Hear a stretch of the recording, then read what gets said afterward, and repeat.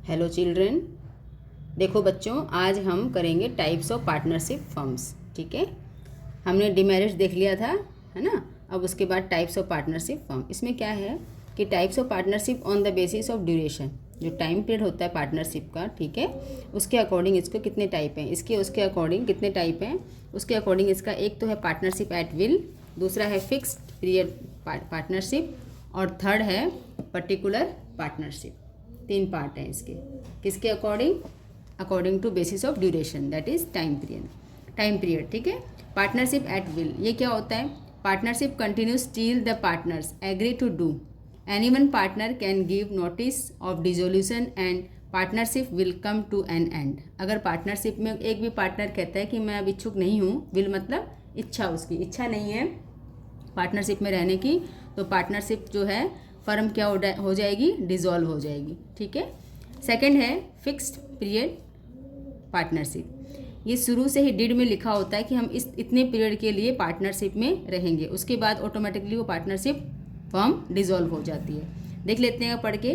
The partnership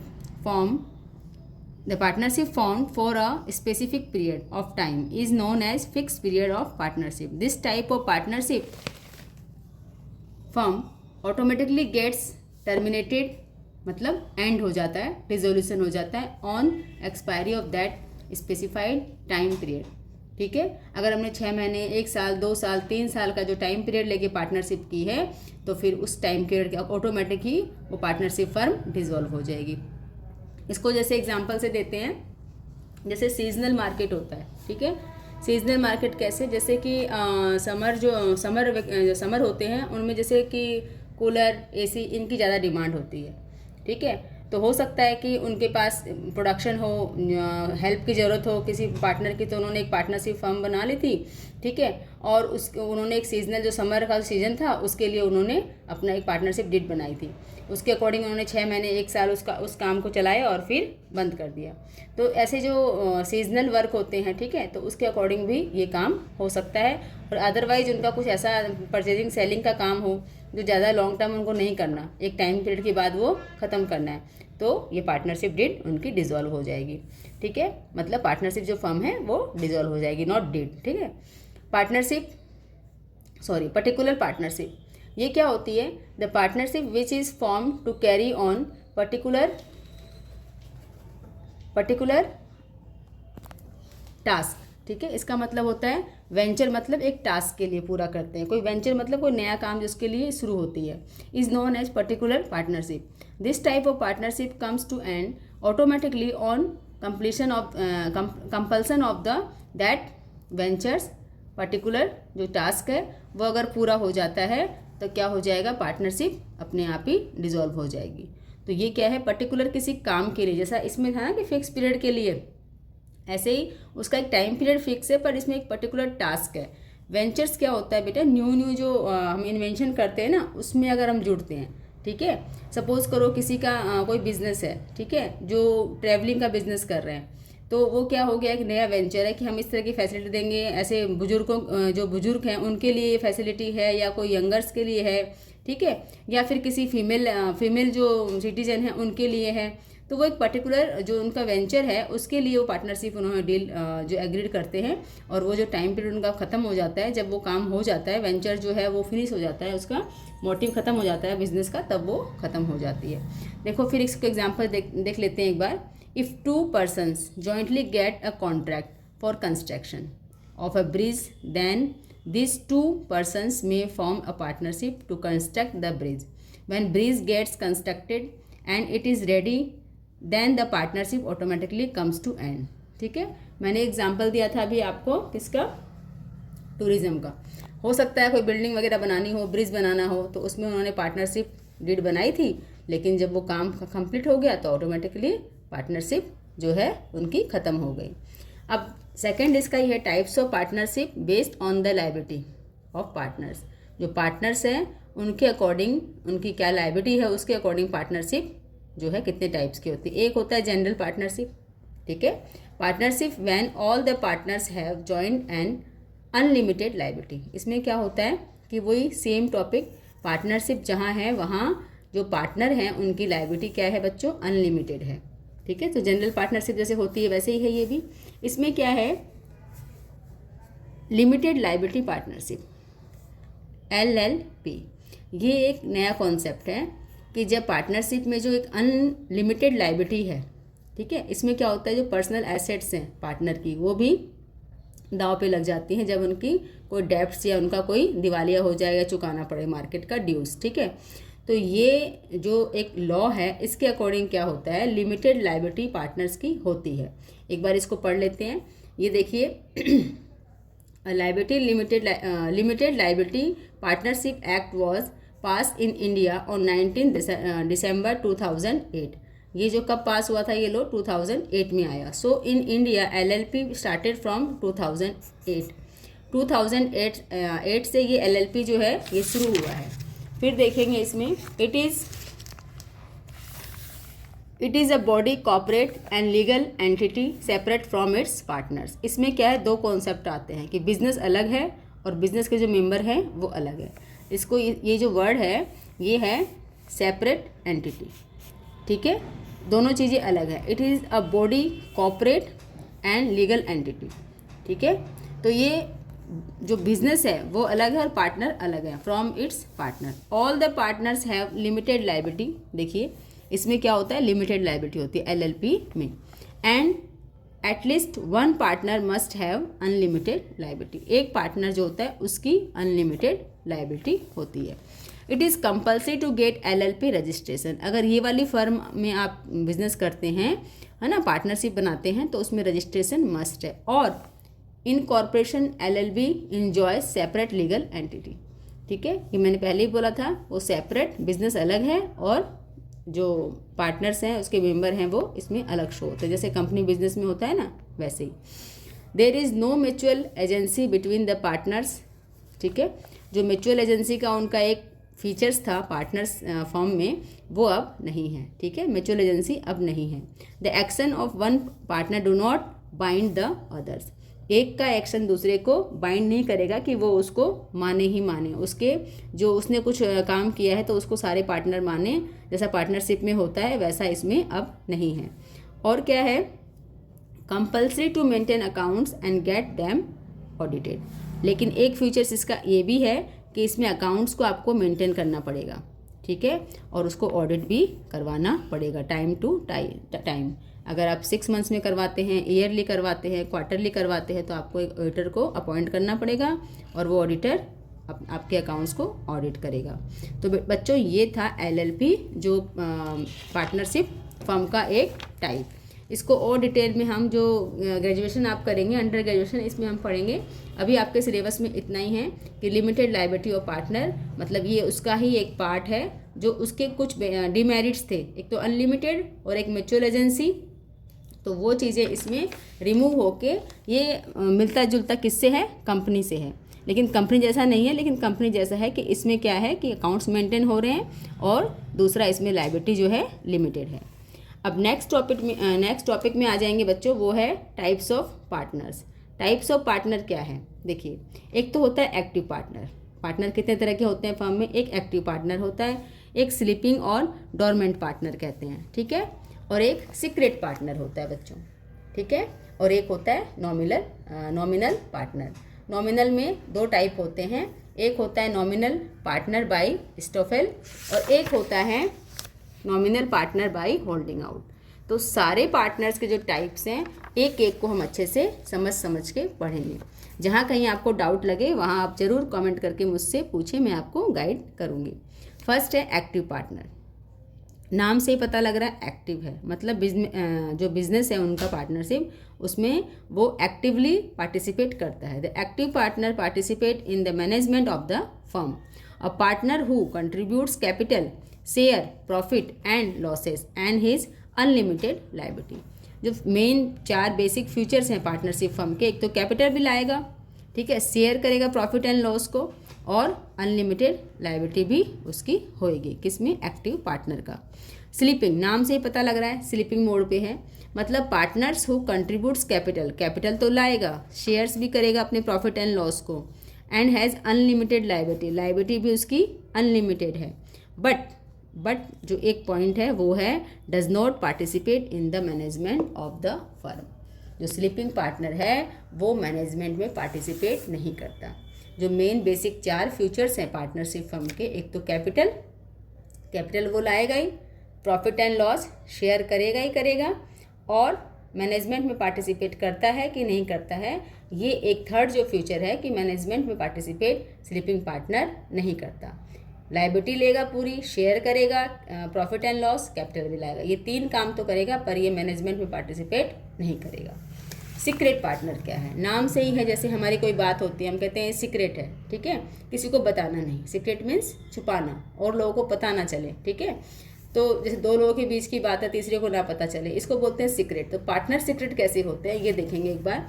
this partner participate in management, ठीक है, ये जो पार्टनर होता है वो मैनेजमेंट में पार्टिसिपेट करता है, ठीक है, management operations secretly, but do contribute capital, contribute भी करता है कैपिटल को, ठीक है। सेकंड फीचर्स भी हो गया, एक मैनेजमेंट भी देखेगा और कैपिटल भी लाएगा। Share profit and losses, share भी करेगा प्रॉफिट लॉस, ठीक है। Of his liability is also unlimited, इसकी भी जो लायबिलिटी है वो अनलिमिटेड है, ठीक है। तो चारों पॉइंट इसके फुलफिल हो रहे हैं। क्या फुलफिल हो रहे हैं? एक तो मैनेजमेंट में पार्टिसिपेट करेगा, दूसरा कैपिटल लाएगा, शेयर करेगा प्रॉफिट एंड लॉस, और अनलिमिटेड लायबिलिटी। ये चारों फीचर्स वो फुलफिल करेगा। But secret partners relation with firms is not known to outsider, लेकिन जो बाहर के लोग हैं उनको नहीं पता कि ये पार्टनर है, उनसे उसको छुपाया जाता है, उसको हिडन रखा जाता है, उसको पता नहीं होता कि इस फर्म का ये भी एक पार्टनर है, जबकि वो पार्टनर होता है, ठीक है। ये हो गया सीक्रेट पार्टनर। अब है nominal partner. Nominal partner, nominal मतलब क्या होता है? नाम मात्र। नॉमिनल का शाब्दिक अर्थ क्या होता है बच्चों? नाम मात्र, मतलब नाम मात्र का पार्टनर। ये कैसा पार्टनर होता है एक बार पढ़ लेते हैं इसको। देखिए, the nominal partner are not the real partner of the firm. This partners do not contribute capital, ये कैपिटल भी नहीं लाते। Don't participate in the management, management में पार्टिसिपेट भी नहीं करते। Do not participate in the management, ठीक है, नहीं करते। हैव अनलिमिटेड लायबिलिटी, पर ये क्या करते हैं? अनलिमिटेड लायबिलिटी रखते हैं। Do not get any share of the profit and share भी नहीं, लॉस भी शेयर नहीं करते। The nominal partner only let's his name and reputation for the benefit of the firm. सिर्फ और सिर्फ ये क्या करते हैं? अपना नेम और रेपुटेशन जो है वो for the benefit of the firm, इसका यूज करती है फर्म जो है। इसके जो पार्टनर है कौन सा? नॉमिनल, इसका नेम और रेपुटेशन यूज होता है। ना तो ये कैपिटल लाता है, ना ये मैनेजमेंट में पार्टिसिपेट करता है, ना प्रॉफिट लॉस शेयर करता है। बस एक काम है कि ये हैव अनलिमिटेड लायबिलिटी। लेकिन ये लायबिलिटी उसकी कब राइज होती है, ठीक है, कब उसको अनलिमिटेड लायबिलिटी बियर करनी पड़ती है, इसको एक बार हम एग्जांपल से समझेंगे। एक बार इसको कंप्लीट कर लेते हैं। He is liable to outsider have given to the firm, ठीक है, believing he is a partner in that firm. Suppose करिए कि 2 पार्टनर हैं या 3 पार्टनर हैं, वो बैंक से लोन लेने गए, लेकिन बैंक से उनको लोन पास नहीं हुआ। तो ये जो पार्टनर है नॉमिनल, इसकी रेपुटेशन है मार्केट में, मैंने कहा ना नेम और रेपुटेशन, उसका नाम लिया गया, उसने कहा मैं पार्टनर हूँ, ठीक है, उस फर्म का, तो उनको तुरंत से लोन पास हो गया। लेकिन इन फ्यूचर अगर वो 3 पार्टनर जो पहले से एग्जिस्टेंस है पार्टनरशिप फर्म में, अगर वो लोन को, ठीक है, रिपेमेंट नहीं करते हैं, तब कौन लाइबल होगा? वो जो पार्टनर है नॉमिनल, ठीक है, वो जो है अनलिमिटेड लायबिलिटी उसकी उस समय राइज होती है। ऑल टाइम नहीं है, लेकिन अपने बिहाफ पे जब उसने लोन पास करवाया है एक फर्म को कि मैं पार्टनर हूँ उस फर्म का, उसको लोन दे दीजिए, तो उसके नेम और रेपुटेशन पे, उसकी गुडविल पे उनको लोन मिला है, तो ये हो गया नॉमिनल पार्टनर। समझ में आ गया होगा बच्चों आपको। अब है देयर आर 2 टाइप जो थे नॉमिनल पार्टनर के। एक तो है स्टोपल पार्टनर। ये क्या होता है? The person who is not a partner but present himself as a partner by his own words और conduct is known as nominal partner by estoppel. इनको क्या बोलते हैं? Estoppel partner. ये क्या होते हैं? देखिए, he is liable for the debts which the firm gets because his reputation. जो हमने पहले वाला ऊपर पढ़ा था वो नॉमिनल पार्टनर, उसके रिगार्डिंग ही ये है स्टफल पार्टनर। बट ये क्या करता है? कि अपने जो नाम है, खुद अपने नाम से शो करता है कि मैं इस फर्म का पार्टनर हूँ, ठीक है, कोई दूसरा नहीं बोलता। जैसे कि देखिए, Mr X as the active partner of the partnership firm applies for a loan, loan के लिए अप्लाई किया। Mr A who is not the partner, A जो क्या है, पार्टनर नहीं है, ठीक है, फर्म का पार्टनर नहीं है। Request the financer to give loan to firm as he is also a partner, उसने खुद ने बताया कि मैं पार्टनर हूँ, उनको लोन, इस फर्म को लोन दे दीजिए। In that firm then mister A will be consider as a nominal partner, ठीक है, तो मिस्टर ए क्या कहलाएगा, nominal partner by estoppel. Estoppel अपने खुद ही बोला कि मैं पार्टनर हूँ, हालांकि वो पार्टनर नहीं है, लेकिन उसने खुद ने शो किया वहाँ जाके फाइनेंसर को कि इस फर्म को आप लोन पास करिए क्योंकि मैं इसका पार्टनर हूँ और उसकी गुडविल है मार्केट में। If the partnership firm fails to pay back the loan, this financier can claim the loan from Mr A, तो मिस्टर ए लाइबल होगा सारा लोन चुकाने का अगर ये फर्म फेल होती है या पार्टनर्स लोन को रिपे करने में फेल हो जाते हैं, तो मिस्टर ए जो है वो लाइबल होगा। जो मैंने आपको एग्जांपल दिया वो यहीं पे लिखा हुआ, इस तरह का ये होता है स्टफल पार्टनर। एक होता है nominal partner by holding out. Holding out क्या होता है, जैसे कि पार्टनर है वो उस बिज़नेस में, मतलब आप वो पार्टनर नहीं है, लेकिन जब हम सामने किसी के बोलते हैं कि ये पार्टनर है तो वो चुप रहता है, तो इसका मतलब उसके चुप से ये पता लगता है कि वो उस फर्म का पार्टनर है। इसको एग्जांपल समझते हैं हम। सपोज़ करिए कि एक फर्म है और उसमें एक मिस्टर एक्स आते रहते हैं फर्म में, ठीक है, वो फर्म के पार्टनर नहीं है लेकिन वो फर्म में आते रहते हैं। जैसे हमारे कोई मित्र होते हैं, आते रहते हैं, तो उनको सारा प्राइस वगैरह सब पता होता है, स्टॉक क्या है, हम क्या बेचते हैं, कितना मार्जिन, सब पता होता है। तो उसी टाइम एक कस्टमर आता है तो सारा वो उसको बताते हैं कि ये चीज़ लेनी है, इसका पेमेंट है, इसका ये इतना इसका प्राइस है, तो पूरा प्राइस वाइस उसको दे देते हैं। तो वो क्या समझता है जो कस्टमर है कि ये पार्टनर है फर्म का, हालांकि वो पार्टनर नहीं है, हालांकि वो पार्टनर नहीं है, लेकिन वो चुप रहता है। जब वो कहता है कि आप पार्टनर हैं जो कस्टमर, तो वो चुप रहता है, तो कस्टमर क्या समझता है कि ये भी एक पार्टनर है। इन दैट केस अगर कुछ भी होता है ना, कस्टमर से अगर कोई उसने एग्रीमेंट किया है या कुछ उससे उधार में सामान दिया है, तो उन सब चीज़ों की लायबिलिटी उसी पार्टनर की होगी, जो कि हालांकि पार्टनर नहीं है, लेकिन वो होल्डिंग आउट से पार्टनर हो गया। आइए एक बार देख लेते हैं। The partner who does not call himself as a partner in the firm but who does not object when other calls as a partner, वो ऑब्जेक्ट नहीं करता, दैट मीन्स ऑब्जेक्शन नहीं करता है कि मैं पार्टनर नहीं हूँ, मैं पार्टनर नहीं हूँ। जब कोई बोलता है आप पार्टनर हो, तो वो ऑब्जेक्शन नहीं करता कि मैं पार्टनर नहीं हूँ। इसका मतलब क्या, उसकी चुप्पी उसको पार्टनर साबित कर देती है in the firm. Then he is called partner by holding out, ठीक है। ये एग्जाम्पल है, एक बार देखते हैं। Mister X applies for a loan, same वही है, लोन के लिए अप्लाई किया, saying that mister A is also a partner in the firm and mister A show no objection. जब उसने बोला, दो पर्सन गए साथ में, उसको भी ले गए, है ना। एक मैंने अभी आपको कस्टमर वाला एग्जांपल दिया था, ये थोड़ा अलग है लोन वाला, लेकिन है वही। तो मान लो 2 लोग हम गए, ठीक है, और तीसरे को हमने साथ में ले लिया कि चलो तुम भी साथ में चलो, ठीक है। तो mister A show no objection, उसने बोला कि ये पार्टनर है, तो उसने कुछ नहीं बोला, ये ऑब्जेक्शन नहीं किया कि पार्टनर नहीं हूँ। तो क्या हो गया, to the statement of the Mr X then mister A will be called nominal partner by holding out. तो होल्डिंग आउट चुप रहा, तो इसीलिए पार्टनर साबित हो गया। He will be liable to pay back to the debts which the company, ठीक है, पार्टनरशिप, कंपनी नहीं, पार्टनरशिप जो है, पार्टनरशिप फर्म, अगर पार्टनरशिप फर्म जो है कुछ पे नहीं करती है, got by using his name, तो उसके नेम से जो उसने यूज किया है, हालांकि पार्टनर नहीं है लेकिन वो चुप रहा, ठीक है, तो पार्टनर साबित हो गया। अगर उसमें कोई उसके बिहाफ पे कोई डेप्ट होती है, ठीक है, कोई लॉसेस होते हैं, तो उसमें उसकी लायबिलिटी होती है। तो बच्चों, हमने आज टाइप्स देखे हैं, ठीक है, पार्टनर्स के जो फर्म थी, टाइप्स ऑफ पार्टनरशिप फर्म्स और टाइप्स ऑफ पार्टनर। तो इसमें कोई भी डाउट हो तो आप ज़रूर इसको कमेंट में पूछें, मैं आपको इसका गाइड करूँगी। इसके बाद हम देखेंगे माइनर पार्टनर। बच्चों, एक है माइनर पार्टनर, ये वेरी इंपॉर्टेंट होता है, इसमें से क्वेश्चन आते हैं कई बार। माइनर मीन्स जो 18 साल से नीचे होते हैं, ठीक है, उनको माइनर पार्टनर बोलते हैं। एक बार इसके बारे में हम सुन लेते हैं। माइनर पार्टनर जो होते हैं वो 18 साल से नीचे होते हैं। ये पार्टनर सिर्फ बेनिफिशियल के लिए पार्टनर में शामिल होते हैं। इन पे ना तो कोई लायबिलिटी होती है, ना लॉसेस शेयर करते हैं, इनका कोई ऐसा काम नहीं होता, ना ये मैनेजमेंट में पार्टिसिपेट करते हैं। सिर्फ जो बेनिफिट होता है उसके लिए ये पार्टनर होते हैं, माइनर पार्टनर। ठीक है, तो ये जो पार्टनर होते हैं 18 साल से नीचे के होते हैं। अगर 18 साल्स कवर कर लेंगे, ये ऊपर चले जाएंगे, तो ये मेजर पार्टनर कहलाएंगे। एक बार इसे गो थ्रू कर लेते हैं।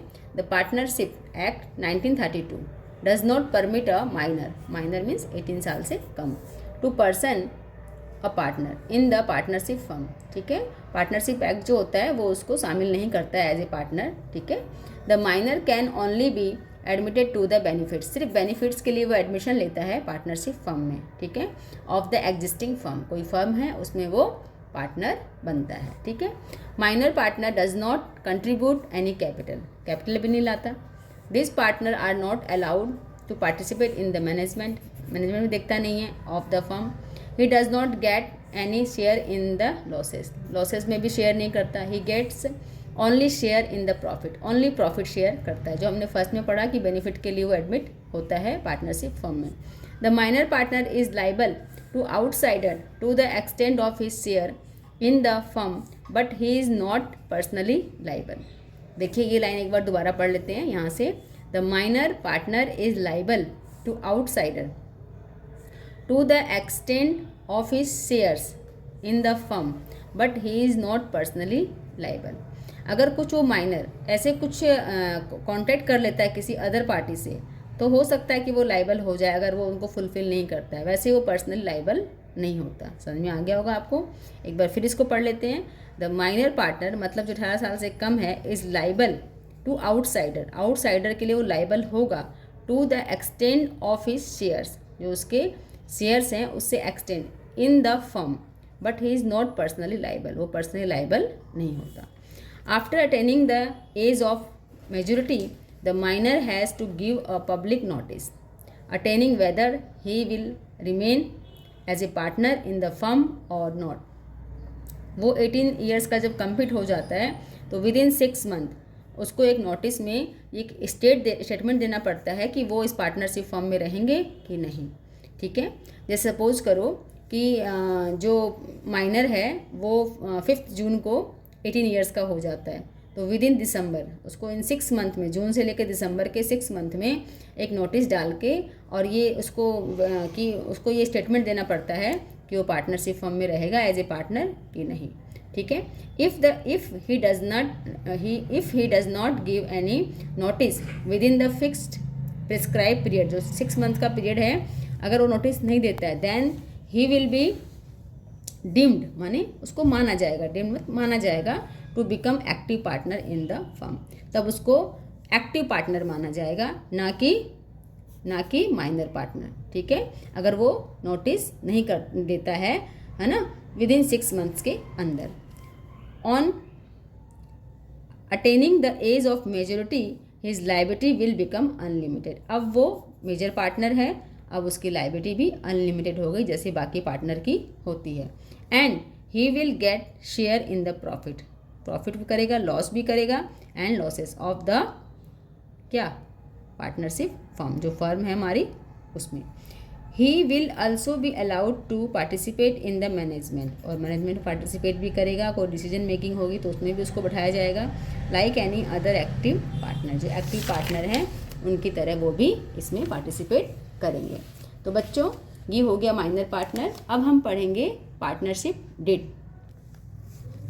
आइए बच्चों, आज हम पढ़ते हैं पार्टनरशिप डीड। पार्टनरशिप डीड का बहुत अभी हमने नाम सुना है कि पार्टनरशिप डीड करनी चाहिए, कंपलसरी नहीं है पर करनी चाहिए ताकि हमको उसका बेनिफिट मिल सके।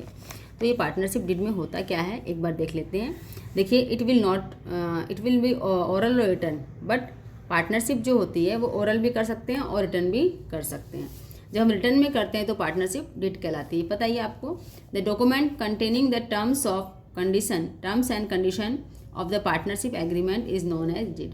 उसमें कुछ टर्म्स और कंडीशंस लिखी होती है, वो क्या कहलाती है, वो एग्रीमेंट है एक तरह का, उसको कहते हैं पार्टनरशिप डीड या फिर डीड, ओनली डीड भी कह सकते हैं। It is a stamp paper on which the rules, regulations and terms of condition of partnership are written. इसमें क्या होता है, रूल्स रेगुलेशन, हमारी जो बिजनेस है वो जो फर्म है वो कैसे क्या क्या रूल्स फॉलो करेगी, क्या क्या रेगुलेशन फॉलो करेगी, उन सबको इस पर लिखा जाता है। ठीक है। It is also contain the rights and duties of the partnership, जो पार्टनर उसमें रहेंगे उनके क्या राइट हैं, क्या ड्यूटीज़ हैं, ये भी इसमें आएंगी। The common contents of partnership deed are, क्या होता है देखो, एक तो name of the firm, name of the address of the partner, that means किस जगह पे बिजनेस हमारा है। फिर है नेचर ऑफ बिजनेस, किस टाइप का बिजनेस है हमारा, वो मेंशन करना होगा। प्लेस ऑफ बिजनेस, ठीक है, कि हमारा जो प्लेस है बिजनेस का वो कहाँ पे है, किस जगह पे बिजनेस हमारा हमने बनाई है, शॉप बनाई है, कुछ भी बनाया है, वो किस जगह पे है। Capital invested by the each partner, कितने कैपिटल पार्टनर लाए हैं वो बताना पड़ेगा। Profit sharing ratio of partner, ये बताना पड़ेगा। राइट एंड ड्यूटी जो पहले पढ़ा हमने, राइट्स एंड ड्यूटी भी उनको पार्टनर्स को बतानी पड़ेंगी, मतलब पार्टनर्स की जो है ड्यूटी क्या है और राइट्स क्या है बताना पड़ेगा पार्टनरशिप डीड में। The mode of maintaining accounts, कैसे वो अकाउंट मेंटेन करेंगे ये बताना पड़ेगा।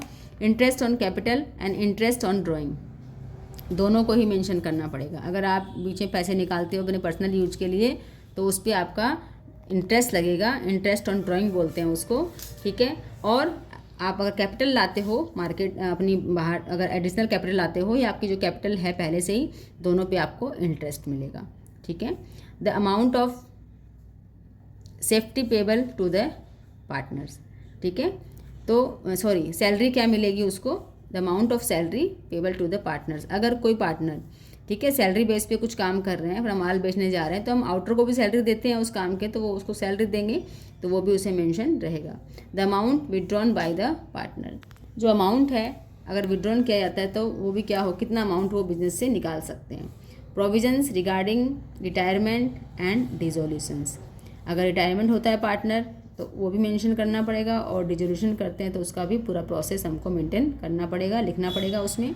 मेथड ऑफ सॉल्विंग डिस्प्यूट्स, अगर कोई डिस्प्यूट होता है हमारी कंपनी में, हमारे बिजनेस में, सॉरी कंपनी नहीं पार्टनरशिप में, तो हमें क्या करना होगा, उसको डिस्प्यूट्स का मेथड भी लिखना होगा। तो ये हमारी पार्टनरशिप डीड होती है। अगर रजिस्ट्रार ना चाहे तो अगर कोई बिज़नेस ऐसा हो, ठीक है, जो हमारे देश के नुकसानदायक हो, हमारी जो जनता है उसके नुकसानदायक हो, तो उसको मना कर सकते हैं। या फिर कोई ऐसा पार्टनर ज्वाइन हो गया है जिसको पार्टनरशिप डीड से मना कर किया हुआ है, जिसको बिज़नेस करने से सरकार ने प्रोहिबिटेड किया हुआ है कि भाई तुम बिज़नेस नहीं कर सकते, तुम कोई कॉन्टैक्ट नहीं कर सकते, तो वो भी बिज़नेस नहीं कर सकता। तो सारी इनकी छानबीन की जाती है रजिस्ट्रार के माध्यम से, फिर ये आपको पार्टनरशिप डीड प्रूफ हो जाता है रजिस्ट्रार से। ठीक है बच्चों, तो ये हो गई partnership deed. Registration of partnership firm, legally it is not compulsory for a partnership firm to get itself registered, so it is optional to get registered. ठीक है, तो क्या क्या इसके कॉन्सिक्वेंसेस होते हैं, ठीक है, क्या रिजल्ट होता है नॉन रजिस्ट्रेशन फॉर्म के। देखिए, a partner of N unregistered form can not file, मतलब केस जो है सीज है, फाइल नहीं कर सकता against the partnership form and any other partner of the firm. ना तो फर्म पे केस फाइल कर सकता है और ना ही पार्टनर्स पे, अगर वो फर्म रजिस्टर्ड नहीं है। एन अनरजिस्टर्ड फर्म कांट स्यू, मतलब केस जो है नहीं कर सकते against any third party, third party पे भी केस नहीं कर सकते। ठीक है। A partner of N unregistered firm can not file a case against any other partner, किसी पार्टनर ने कुछ किया है गड़बड़ तो उस पर भी हम क्या कर सकते हैं, केस नहीं कर सकते। Of the firm and third party can file the case on the partnership firm, ये जो टर्म है स्यू, इसका मतलब होता है केस करना। ठीक है, ऑन द पार्टनरशिप फर्म। तो थर्ड पार्टी तो कर सकती है, बस एक ही है इसमें, थर्ड पार्टी कर सकती है फर्म पे केस, लेकिन ना तो पार्टनर किसी पार्टनर पे कर सकते हैं और ना ही किसी फर्म पे वो कोई केस उस पर कर सकते हैं, कोई मिस हैपनिंग होती है तो। अब procedure for registration of the partnership firm, क्या प्रोसीजर है इसका, पार्टनरशिप फर्म में क्या बनाने का, रजिस्ट्रेशन करने का। और partnership firm can be registered any time, कभी भी कर सकते हैं, that is at the time of formation और later on whenever partner does desire to get it registered. ठीक है, या तो स्टार्टिंग में कर लो, या जब आपको लग रहा है कि अब इसको रजिस्टर करना चाहिए तभी आप, जब डिज़ायर हो आपकी तभी इसको रजिस्टर कर लें। To get the firm registered the partner have to apply to the registrar, registrar के पास उनको अप्लाई करना पड़ेगा। इन द प्रेस्क्राइब फॉर्म, एक फॉर्म आता है, उस प्रेस्क्राइब फॉर्म में ही इसको क्या करना पड़ेगा, अप्लाई करना पड़ेगा along with the registration fees, और रजिस्ट्रेशन फीस जो है वो भी उसको उसमें दिखानी पड़ेगी। फिर है in this applications the following information must be supplied. इसमें क्या क्या चाहिएगा देखो, वही same, name of the firm जो हमने पढ़ा था अभी, the principal place of the business of the firm, the name of any other place where firm will be carrying on the business, जहाँ फर्म का बिजनेस जाएगा उसके बारे में भी इसमें बताना पड़ेगा कि इन फ्यूचर हम कहीं और अपने बिजनेस को ले जा सकते हैं, उस प्लेस का नाम मेंशन करना पड़ेगा, ठीक है। फिर है date of the admission of the partner in the firm, admission कब हुआ पार्टनर का फर्म में वो बताना पड़ेगा। Name of the permanent address of the partners, permanent address, ये नहीं लोकल आपने कोई बता दिया अपना एड्रेस, ऐसे नहीं, उनको परमानेंट एड्रेस बताना पड़ेगा।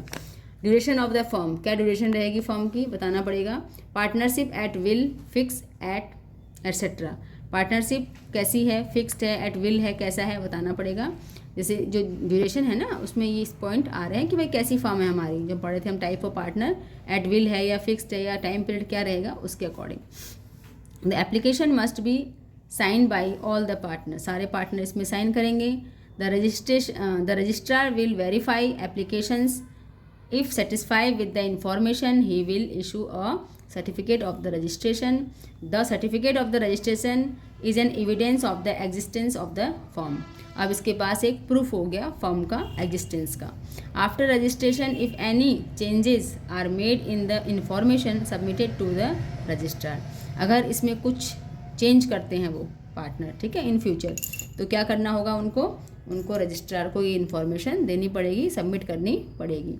Then the same changes must be communicated to the registrar, तो वो सेम है कि उनको वो चेंज उसमें वो रजिस्ट्रार जो है चेंज करेंगे। तो अगर कुछ चेंज करते हैं पार्टनरशिप फर्म में तो आपको यहाँ पे इन्फॉर्मेशन देनी होगी कि हमने ये चेंज किया है। तो बच्चों ये है हमारी पार्टनरशिप, इसमें हमने देखा कि कैसे रजिस्ट्रेशन करते हैं और एक पार्टनरशिप डीड क्या होती है।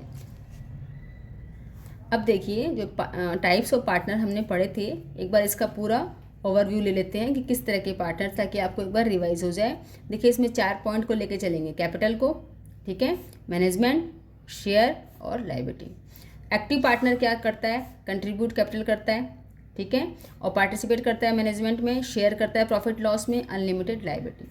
स्लीपिंग तीनों काम करता है, कंट्रीब्यूट भी करता है, ठीक है, does not participate in the management, बस ये काम नहीं करता, वो शेयर भी करता है और अनलिमिटेड लायबिलिटी भी उसकी होती है, ये वाला काम स्लीपिंग पार्टनर नहीं करता, ठीक है। सीक्रेट पार्टनर सारे काम करता है, चारों पॉइंट है ना, कंट्रीब्यूट भी करता है, participate in the management by secretly, लेकिन वो सीक्रेटली करता है, किसी को पता नहीं होता बाहर आउटर को, शेयर प्रॉफिट भी करता है और अनलिमिटेड लायबिलिटी भी होती है। नॉमिनल क्या करता है, does not contribute capital, does not participate in the management, generally does not share profit and losses और अनलिमिटेड लायबिलिटी, इन कुछ केसेस में उसकी लायबिलिटी अनलिमिटेड होती है, ठीक है। पार्टनर बाय स्टफल, ये क्या करते हैं, डज नॉट कंट्रीब्यूट कैपिटल, ये कंट्रीब्यूट नहीं करते कैपिटल को, does not participate in the management, does not share profit and losses, unlimited liability, इनकी सेम ये चीज़ होती है, ठीक है, क्योंकि ये भी अनलिमिटेड लायबिलिटी कुछ केसेस में होते हैं जो इनके बिहाफ पे कोई चीज़ डील हुई है, ठीक है। Partners bye holding out, does not contribute capital, does not participate management, does not share profit and losses, unlimited liability, कब होगी, वही सेम थिंग जब इनके बिहाफ पे कोई चीज़ होती है। तो ये 3 पार्टनर हैं, नॉमिनल के 2 पार्ट हैं, ये अनलिमिटेड लायबिलिटी तभी इनकी होती है जब ये इनके बिहाफ पे कोई चीज़ होती है और उसमें लॉसेस हो जाते हैं, ठीक है, कोई परचेज सेलिंग का इनका एग्रीमेंट होता है और उसमें लॉस होते हैं, बियर नहीं कर पाते पार्टनर्स, तब ये जो थर्ड है, ये जो नॉमिनल पार्टनर कहलाता है, चाहे वो स्टफल का हो चाहे वो होल्डिंग आउट हो, तो ये इसके लिए लाइबल होते हैं बच्चों। तो हमारी बुक में ये टाइप्स ऑफ पार्टनर हैं, इसको आराम से आप पढ़िएगा ताकि आपको पार्टनर्स में कोई कन्फ्यूजन ना रहे। जब केस स्टडी पढ़ेंगे तो इसमें कोई आपको कन्फ्यूजन नहीं रहा किसको कौन सा पार्टनर बोलते हैं, क्या उनकी लायबिलिटी है, ये क्लियर आपका हो जाएगा। हमने पार्टनरशिप पढ़ी और पार्टनरशिप बिजनेस पढ़ा, इनमें एक बार डिफरेंस देख लेते हैं ताकि हमारा जो कॉन्सेप्ट है और क्लियर हो जाए और कुछ हम भूल रहे हैं तो वो याद आ जाए। देखिए ये सीरियल नंबर है, ये इसके बेसिस होंगे पार्टनरशिप के कि किस बेसिस पे हम इसको डिफरेंस करेंगे। ये पार्टनरशिप है, ये सब पार्टनरशिप बिजनेस मैंने यहाँ पे लिखा। गवर्न बाय, पार्टनरशिप जो बिजनेस होता है partnership firm is govern by partnership act, ठीक है, जो पार्टनरशिप एक्ट है उसके अकॉर्डिंग ये गवर्न किया जाता है। और there is no separate act governing sole proprietorship, इसमें कोई एक्ट ऐसा नहीं होता। नंबर ऑफ मेंबर, इसमें मिनिमम 2 मैक्सिमम 100 अकॉर्डिंग टू जो कंपनी एक्ट है 2013, उसका सेक्शन है 464, उसके अकॉर्डिंग 100 चाहिए, और वैसे इसमें कितनी रिक्वायरमेंट होती है 50, ठीक है। ये है अकॉर्डिंग टू रूल 10, ठीक है, 50 ये पढ़ा था हमने। Only 1 member that is owner, इसमें एक ही मेंबर होता है जो ऑनर होता है। Basis of formation agreement called partnership, जो एग्रीमेंट होता है उसको पार्टनरशिप डीड कहते हैं, यहाँ पे कोई एग्रीमेंट होता ही नहीं है। Risk and profit, partners jointly bear the risk और प्रॉफिट, अगर पार्टनर्स के रिस्क होती है अगर, तो वो भी क्या करते हैं, जॉइंटली बियर करते हैं, बट इसमें ऐसा कुछ नहीं है, अकेला जो सोल प्रोप्राइटरशिप बिजनेसमैन है वही इसको रिस्क को भी और प्रॉफिट को भी इंजॉय करता है। फाइनेंस, इसमें लार्ज कैपिटल आ जाते हैं क्योंकि सारे पार्टनर जो होते हैं कैपिटल लेके आते हैं, ठीक है। Larger finance as compare to the sole proprietor business, because all जो पार्टनर्स हैं वो क्या करते हैं, कंट्रीब्यूट करते हैं कैपिटल में, लेकिन यहाँ पे small finance as only 1 person that is proprietor who contribute capital. Last point decision making, यहाँ पे डिसीजन मेकिंग करने में डिले हो जाता है क्योंकि सबकी कंसल्ट चाहिए, ठीक है, और यहाँ पे वो तुरंत ही डिसीजन ले लेता है। Quick decision as proprietor do not consult anyone, वो किसी और से कंसल्ट नहीं करता, इसलिए तुरंत डिसीजन हो जाता है। और यहाँ पे all partners must be consulted for taking decision, ठीक है, इसलिए डिसीजन में क्या होता है, डिले होता है। तो बच्चों सारे पॉइंट्स हमने अच्छे से देख लिए और मुझे लगता है कि आप सबको पार्टनरशिप और सोल प्रोप्राइटरशिप बिजनेस बहुत अच्छे समझ में आ गए, सारे पॉइंट क्लियर हो गए आपके। तो आप इसको गो थ्रू करते रहिए और नोट्स बनाते रहिए अपनी कॉपी में, ठीक है, और कुछ डाउट हो तो आप जरूर मेरे से पूछिए। अब हमारा नेक्स्ट टॉपिक होगा जॉइंट हिंदू फैमिली, ठीक है।